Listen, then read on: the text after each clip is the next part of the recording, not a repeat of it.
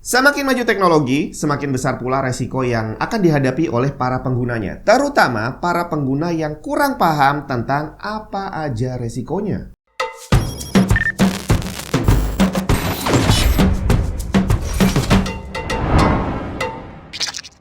Windows kamu masih bajakan?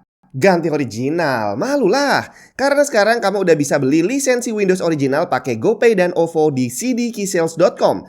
Tinggal klik link di bawah, masukin keranjang, tulis kode voucher TNT untuk dapat diskon tambahan, check out dan pilih metode pembayarannya.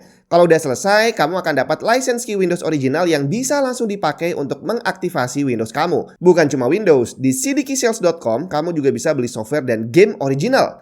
Link lengkap ada di deskripsi.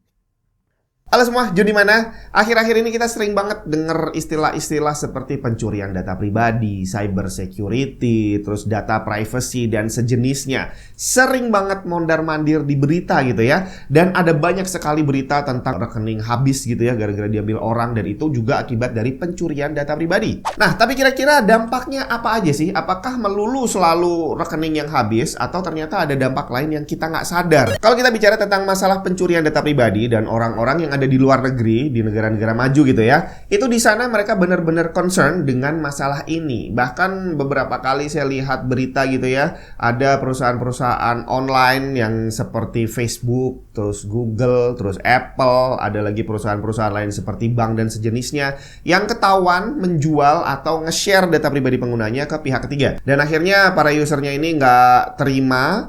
Terus mereka menuntut perusahaan itu dan ternyata menang deh, dituntut ke pengadilan dan menang dapat ganti rugi. Nah, cuma saya lihat hal-hal seperti itu belum ada di Indonesia. Apakah budayanya yang belum nyampe ke sana? Atau orang-orangnya yang masih belum paham tentang resiko pencurian data pribadi? Atau mungkin udah paham, cuma malas untuk nuntut? Atau mungkin udah pernah ada yang nuntut tapi nggak ada respon? Atau belum ada undang-undang yang benar-benar bisa melindungi kita sebagai masyarakat dari hal-hal seperti itu? Tapi yang pasti kalau kamu googling nih foto KTP, itu di sana muncul banyak banget foto KTP orang dari seluruh Indonesia. Belum lagi ada banyak fotokopi KK, ini dalam bentuk foto juga pastinya, yang ternyata dijadiin nasi bungkus gitu, bungkus nasi bungkus, dan ternyata orang-orang kita juga santai aja bre. Sebelum kita lanjut ke pembahasannya, kemarin saya udah sempat buka polling singkat tentang seberapa peduli kamu terhadap pencurian data pribadi. Dan terima kasih buat yang udah ikutan polling dan udah ikutan bercerita tentang apa alasannya, kenapa kamu sangat peduli atau mungkin kamu nggak peduli sama sekali. Kita bahas dulu sedikit tentang hasil pollingnya. Kita lihat hasil pollingnya yang ternyata cukup bagus, bahwa 65% dari peserta polling udah sangat peduli dengan pencurian data pribadi dan 20% cukup peduli. Artinya 85% dari sekitar 1.400-an peserta polling akan lebih waspada terhadap masalah ini. Seperti Akanaken yang dia sangat peduli dengan keamanan data pribadi karena dia adalah mahasiswa IT dan kebetulan dia paham tentang cookies. Jadi di sini saat harus buka website dan segala macamnya, dia udah tahu bagaimana cara ngeset cookiesnya. Soalnya takutnya kalau salah ngeset cookies nanti bakal ada mikrofon yang aktif dengan sendirinya, file manager atau kamera yang aktif dan dipantau oleh pengembang website tersebut. Kemudian Sultan Hapriansyah 2018. Dia cerita waktu jadi mahasiswa cuek banget tentang masalah ini, tapi begitu kerja dan jadi budak korporat akhirnya paham tentang pentingnya menjaga data pribadi gitu ya. Cuma sayangnya kewaspadaan kita saat ini jadi kurang berarti karena ada banyak hal-hal yang mewajibkan kita nge-share data pribadi dan ternyata para pengelola data tadi nggak bisa dipercaya. Seperti nih komen dari Either School 9114. Biasanya kalau job fair masih banyak pelamar yang mencantumkan fotokopi KTP dan kadang ada yang bawa fotokopi KK. Ini bahaya dan ini benar sekali. Banyak sekali pendaftaran atau pengurusan sesuatu yang mewajibkan kita ngasih foto KTP dan selfie pakai KTP. Dan banyak orang menyarankan kalau mau kayak gitu kasih watermark, tapi ternyata nggak bisa selalu dilakukan karena ada banyak yang minta fotonya langsung, bukan ngambil dari library. Jadi seperti ceritanya Deka Putra nih ya, ini dampaknya dari kita data pribadi kita dicuri. Jadi ceritanya dia udah ngelunasin leasing motor gitu ya, tapi ternyata banyak yang nawarin kredit HP nggak jelas dan itu ternyata mereka menggunakan data beserta nomor kontrak dari leasing yang udah lunas. Jadi ceritanya data kita di leasing tadi disebar entah secara gratis entah dijual dijual, yang jelas tersebar ke pihak lain. Kemudian ada cerita dari Tom Thomas. Nggak cuma aplikasi, kadang offline juga disalahgunakan. Dan dia cerita di sini temennya ada yang mau bayar pajak ke Samsat, terus disaranin lewat online atau lewat aplikasi, dan ternyata betapa kagetnya dia bahwa ternyata namanya dia itu sudah terdaftar atas nama kendaraan lain. Jadi bukan kendaraannya dia, tapi ada atas nama dia. Gimana coba bisa kayak gitu? Belum lagi kejadian KTP orang dipakai untuk pinjol yang lagi rame sekarang ya. Banyak yang komentar tentang hal pinjol ini. Dan sialnya, persis banget nih seperti kata Bokim 1975, sialnya nggak banyak yang bisa dilakukan. Jadi kalau pengen data pribadi nggak dicuri ya jangan apply kemana-mana. Tapi itu adalah hal yang sangat tidak mungkin. Mau lewat website, mau lewat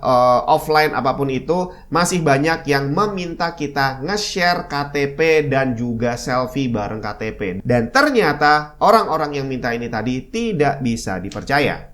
Nah, sekarang kita kembali ke pembahasan awal. Jadi kalau kita bicara tentang pencurian data, itu yang ada di kepala saya, mungkin di kepala kamu juga, adalah password kita dicuri. Jadi ada orang yang diem-diem memata-matai kita yang lagi ngetik apa, dan akhirnya ketahuan semuanya. Password Facebook ketahuan, PIN untuk transaksi perbankan juga ketahuan, dan semua yang berhubungan dengan ID dan password. Dan ini adalah cara yang paling klasik dilakukan banyak orang. Jadi mencuri data yang tujuannya adalah untuk mencuri uang. Ini kalau zaman dulu disebar lewat malware-nya ini ya. Jadi orang bisa memata-matai itu karena dia menginstal sesuatu, menginstal program jahat di PC, laptop, atau di smartphone kita. Caranya ada macam-macam, dari yang zaman dulu lewat email atau lewat link yang disembunyikan entah di email juga atau di website-website yang aneh-aneh gitu ya.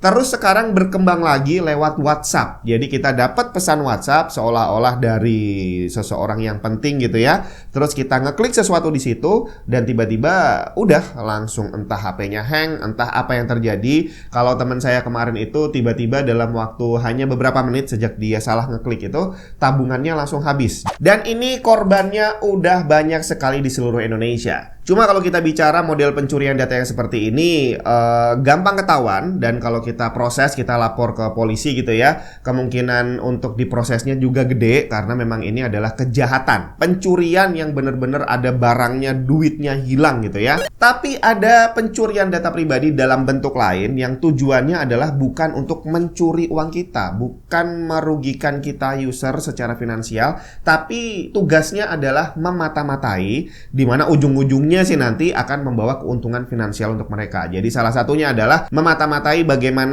kebiasaan kita browsing. Kita sukanya nyari tentang apa, dan nanti itu datanya akan dijual ke pihak ketiga. Mungkin dari sosial media tempat kita biasa browsing gitu ya. Itu datanya akan dijual ke pihak ketiga, dan nanti pihak ketiga itu akan melihat bahwa oh orang ini suka nyari sepatu nih. Terus orang yang ini suka browsing tentang baju. Jadi akhirnya tiba-tiba iklan yang muncul di HP kita itu berhubungan dengan hal-hal yang biasa kita browsing. Dan saya yakin kamu udah banyak yang mengalami hal serupa. Lagi asik-asik browsing tentang keyboard, tiba-tiba buka sosmed, munculnya iklan tentang keyboard semua. Ya buat beberapa orang mungkin itu menguntungkan ya, buat kamu yang memang bener-bener lagi cari keyboard. Tapi kalau cuma sekedar iseng, saya sering iseng soalnya browsing tentang apa gitu, tiba-tiba muncul semua, waduh ini benar-benar mengganggu bre. Dan hal ini ternyata dibawa ke step berikutnya sama para pencuri data pribadi ini. Kolaborasi Asus dengan AimLab, mouse gaming ROG Harp Ace. Mouse yang bukan cuma canggih tapi ramah lingkungan. Packagingnya mengandung 0% plastik, dan mouse-nya sendiri terbuat dari bio-based nylon material dan merupakan yang pertama di dunia. Super lightweight dengan berat cuma 54 gram. 36.000 dpi ROG Aimpoint Optical Sensor dan ROG Speednova Wireless Technology dengan Tri-Mode Connectivity. Dan kalau digabungin sama mousepad ROG Hone Ace AimLab Edition, tembakan kamu bakal semakin akurat. Gak harus ngetik. Saat ini kita ngobrol aja secara verbal sama orang lain, itu ternyata udah terekam dan datanya sudah dijual. Bukan sekali dua kali, udah berkali-kali, dan yang beberapa terakhir ini bener-bener saya perhatikan gitu ya. Karena obrolan yang terjadi terakhir itu memang obrolan yang gak umum, maksudnya buat saya itu bukan obrolan setiap hari. Jadi contohnya, ada sekali waktu saya ketemu sama teman lama udah gak ketemu, terus habis itu kita entah gimana ceritanya ngobrolin tentang drone. Saya nggak ada hobi drone, saya nggak punya drone, dan nggak pernah ada obrolan tentang drone sama sekali dengan siapapun. Dan tiba-tiba nggak lama setelah dia pulang, Terus saya lagi browsing, muncul iklannya tentang drone semua, bre. Terus habis itu pernah kejadian berikutnya, saya lagi ngobrol lagi sama teman dengan obrolan yang waktu itu kalau nggak salah masalah diet gitu ya.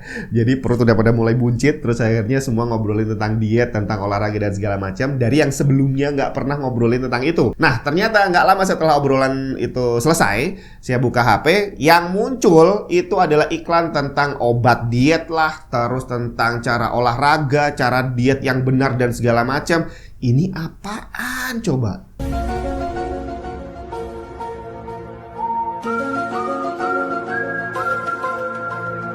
Dan mungkin hal-hal seperti ini terjadi bukan cuma ke saya, tapi juga ke kamu. Kalau kamu juga mengalami hal yang sama, kamu bisa cerita aja di kolom komentar. Nah, buat saya hal ini udah bener-bener kelewat batas. Jadi saya ngobrol berdua yang seharusnya itu adalah obrolan pribadi, ternyata enggak. Ternyata direkam dan dijual ke orang lain. Tapi kalau kita lihat respon dari orang-orang Indonesia, netizen Indonesia, itu kayaknya belum ada yang bener-bener nggak terima, terus akhirnya buka suara atau cari tahu gimana caranya protes, caranya nuntut dan segala macam.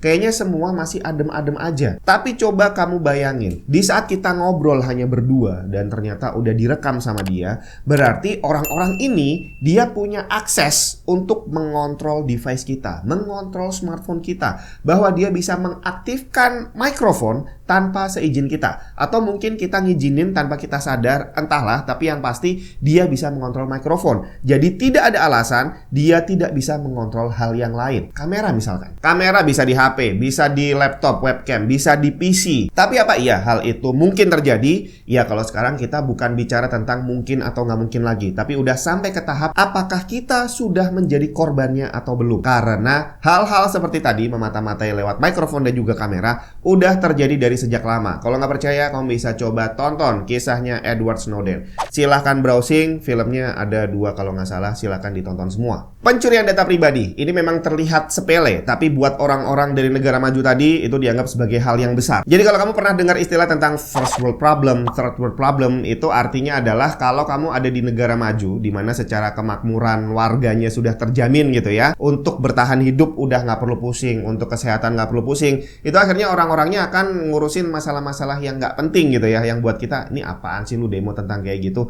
Gua di sini, di negara dunia ketiga ini ya, kita ini masih struggling tentang bagaimana caranya bertahan hidup. Gaji nggak gede, terus harga segala macam mahal gitu kan.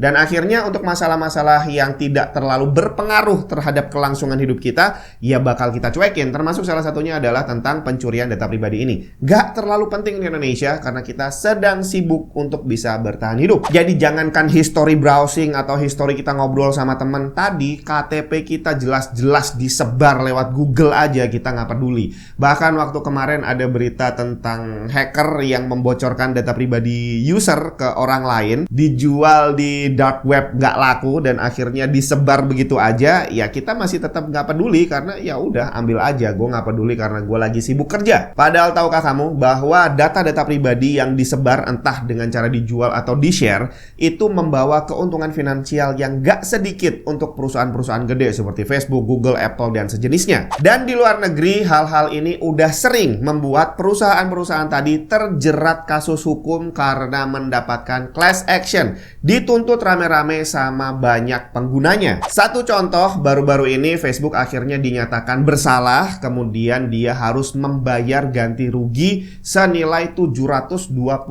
juta dolar ke penggunanya. Facebook dituntut karena dicurigai menyalahgunakan data pribadi 87 juta penggunanya untuk kampanye Donald Trump di tahun 2016. Dan pengguna Facebook di US yang akunnya aktif dari sejak Mei 2007 sampai Desember 2022 boleh mengajukan diri untuk mendapatkan bagian dari uang ganti rugi tadi. Di sini sebenarnya para pengguna Facebook ini mereka nggak tahu bahwa datanya dijual. Mereka nggak kena kerugian finansial apapun. Intinya adalah mereka nggak sadar bahwa ternyata datanya sudah dijual. Tapi ternyata dari segelintir orang yang peduli dan mereka menuntut perusahaannya, akhirnya mereka bisa dapat kompensasi secara finansial. Dapat duit, bre. Nah, kira-kira kalau semisal hal ini bisa terjadi di Indonesia, apakah kamu mau untuk melakukannya? Jadi kalau teman-teman kita di Amerika Serikat sana bisa dapat ganti rugi dari pencurian data pribadi ini, kira-kira kamu setuju nggak kalau hal ini juga bisa diterapkan di Indonesia?